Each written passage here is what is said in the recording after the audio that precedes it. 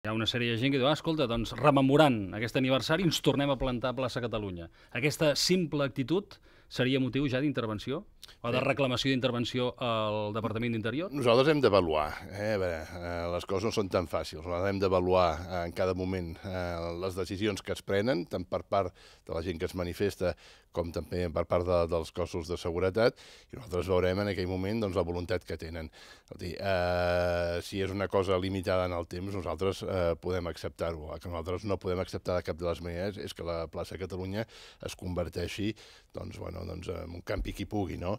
I que després de que aquesta gent decideix marxar, a l'Ajuntament de Barcelona les reparacions de totes les malifetes que es fan en aquella plaça ens costin al voltant de 400.000 euros la seva reparació. Això és el que no podem permetre.